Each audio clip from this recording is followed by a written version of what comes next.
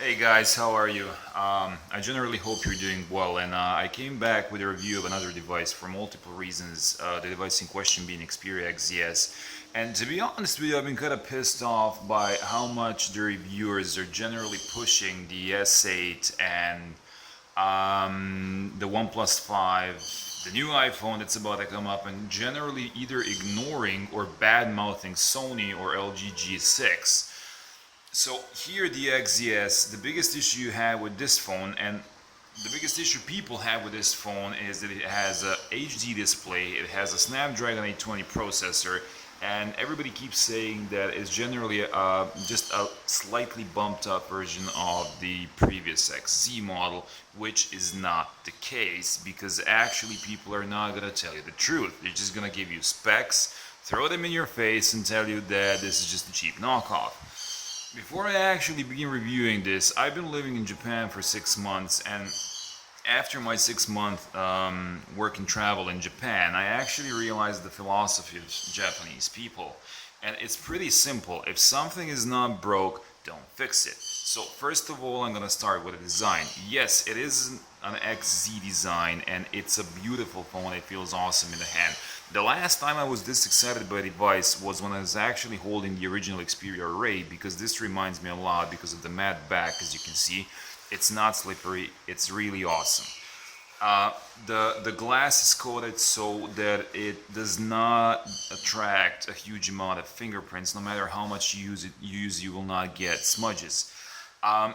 Second of all, pictures and the rendering do not do this phone justice, because you will not see on the pictures and the videos how awesome this phone is, because here you have curved glass, and I'm not sure how much you can see that on the camera, but the ergonomics of this phone are amazing. And everybody keeps talking about other phones having small bezels and having ratios, and let me tell you one thing. First of all, with the Samsung Galaxy S8, you have edge-to-edge display, which is perfectly fine if you like that, and yeah, it looks nice, but so does a blonde chick with huge tits, but she's not gonna make you breakfast in the morning.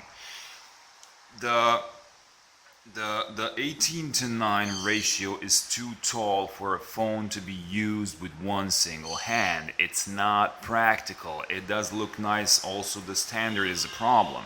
You have one manufacturer with a 2:1 ratio, and then you have TVs and other phones and other apps that have a proper 4:3 or 16:9 ratio, and now you're expecting the entire market to cope with one manufacturer coming up with one new standard. It's not gonna work, no matter how they think it's special.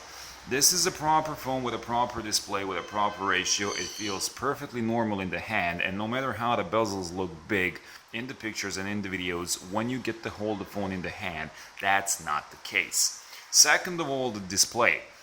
Everybody keeps complaining about a 1080p display, and it's not a flagship standard and so on. Yet again, you're wrong, because there is a difference. It's like with cameras. If you have a 13 megapixel camera, it's not necessarily going to be worse than a 20 megapixel camera, because there are too many other aspects of it that come into play, and it's not about megapixels. The same thing is about the display. It's not only about resolution. If you think about it, here's another phone. This is the old Xperia Z3. Both of these phones have the same 1080p display. When I say same, I say the same resolution. However, these two displays, when you take them in the hand, they look completely different. This one, no matter how good it is, it looks outdated, it looks old, and it's not that pleasant. However, the display on the Xperia XZS is one of the finest, if not the best, IPS LCD display I have ever seen. If I didn't know it was an LCD display, I would actually even think it was an AMOLED display, because it looks goddamn gorgeous. The blacks are deep, it's sharp, it's vibrant. I'm actually using a VR headset with this. The phone is just amazing, and the display itself is amazing. Second of all, the combination of a 1080p with a Snapdragon 820 display comes into play, because you need to understand one thing. The majority of apps that you use in every single day use only one single core. When you have Snapdragon 835 versus the Snapdragon 820, the cores are practically the same. So you have 4 cores in this, and you have the 8 exact cores in the Snapdragon 835. this one will conserve battery, especially when you have a 1080p display versus a QHD or a 4K display which you have on the premium. The processor does not have to push that much. The battery drainage will not be that high, and we've reached a point where you actually do not need that much power to power a phone, to power what you use every day. Even for video games, you do not need it. Now, you have Adreno 530 in this, you have 4 gigabytes of RAM, which is exceptionally nice. You have a 19 megapixel back camera and a 13 megapixel front camera. I'm gonna start off with video games, and I do live in China, so in order to play the games, I would have to use the VPN.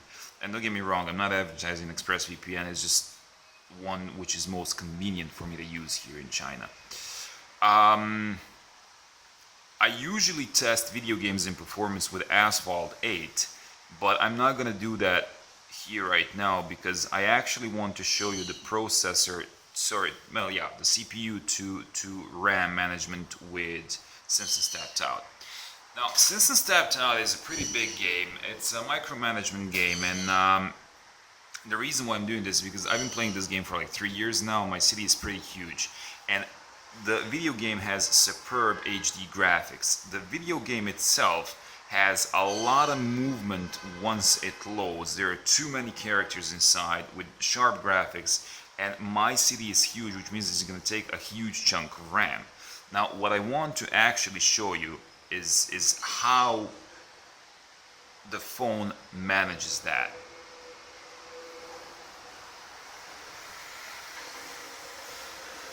When you're scrolling from one side of the city to another, the faster you scroll, the faster the phone has to work to load everything.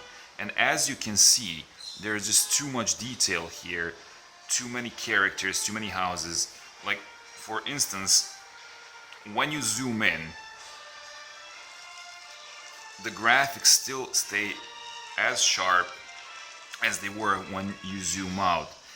This game, no matter that it's a micromanagement game, is exceptionally demanding, and it doesn't stutter, it doesn't drop frames, it doesn't choke, it doesn't lag, it doesn't do anything. So it's not true that you need a Snapdragon 835 processor to have a flagship for the phone to,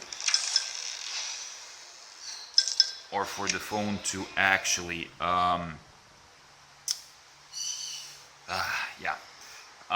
the second thing I'm going to show you Spider-Man Unlimited. Gameloft has buffed this game to HD, and it has buffed it to 60 frames per second. I'm going to show you that this phone can actually handle this game with no problems whatsoever. I'm going to go for the story mode here because it's going to be the fastest one to load. So recently they have buffed this game to HD. You get 60 frames, and don't pay that much attention to my gameplay because the purpose of the video is for me to actually show you how good the phone performs. So as you can see, it's not dropping frames, there is no stutter. When you're having an endless runner game, the more you run, the faster you will go. The faster you go, the more responsive the phone needs to be. I've never had a problem with this phone whatsoever. Like, it's running these games superb. So I'm gonna stop now because I'm trying to make this video as short as possible for obvious reasons. Because generally this is not a gaming review, and you guys would want to, go through this as fast as possible. One thing you need to keep in mind is that no matter how good the camera is, it will actually not show you how good this display is because I'm recording with my old Z3 Compact. So, like I said, that covers the Snapdragon 820, the 1080p display, and believe you me, there is nothing that the Snapdragon 835 can handle that this phone will not handle. There's a reason why a leading Japanese manufacturer of general hardware and not just cell phones has opted out to put a Snapdragon 820 in their chipset. You will not feel a day-to-day difference between this phone and any other phone that you would buy for yourself. I've gotten this phone for about $520. This is a dual SIM version, so the price is already dropped. It's a really good deal. If you have a choice between this Galaxy S8, LG G6, or OnePlus 5, you will get this phone completely new, completely unlocked. This is a dual SIM version for the same price that you will get OnePlus 5.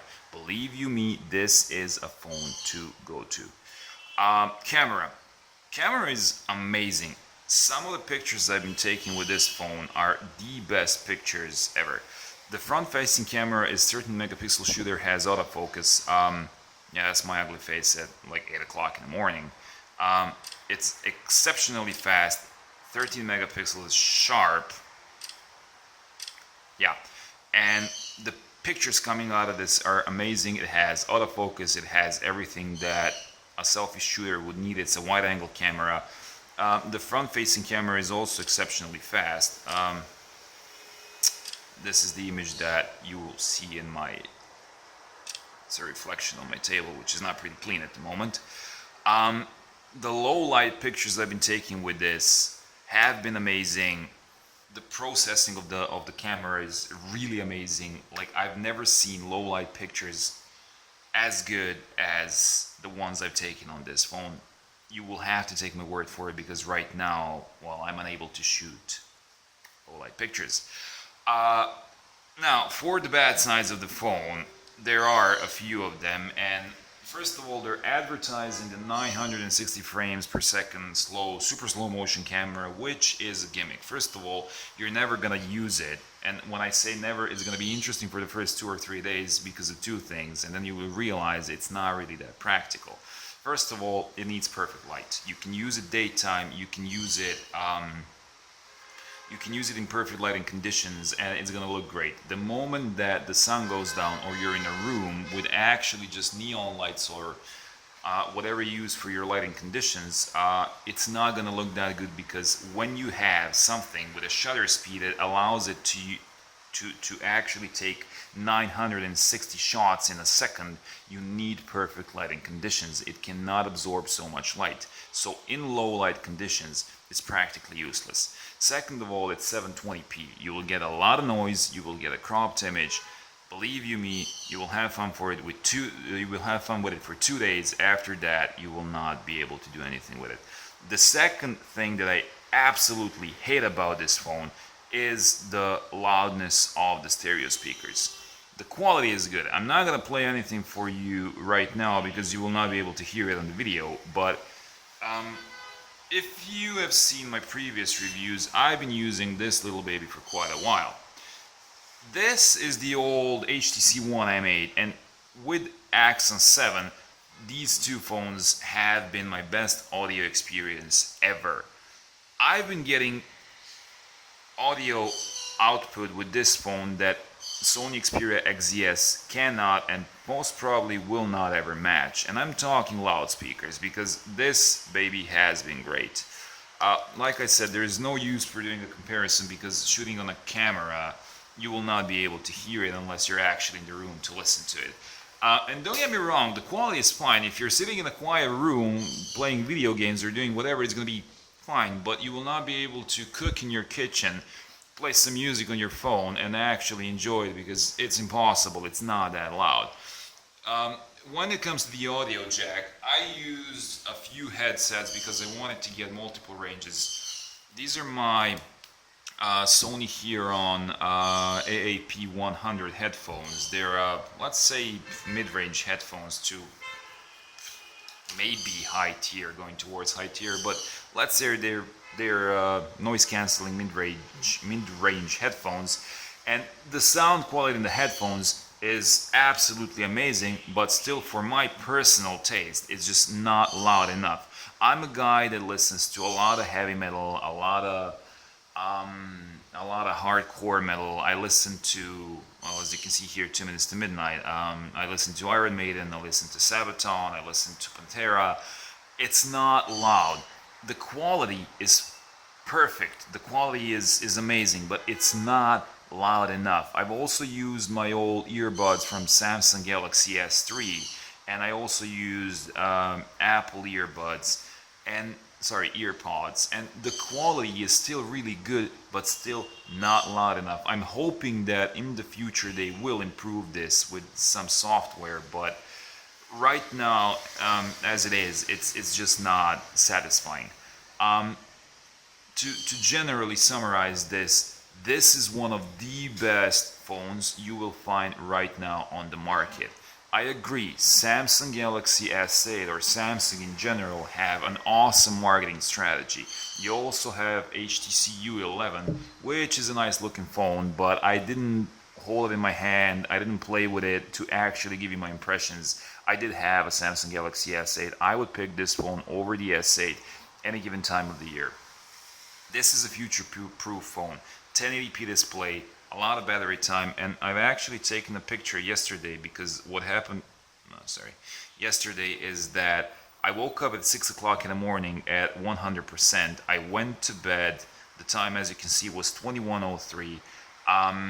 I had 22%. I played a lot of video games yesterday, but because I have to use ExpressVPN, you will actually see this dated as ExpressVPN data transfer.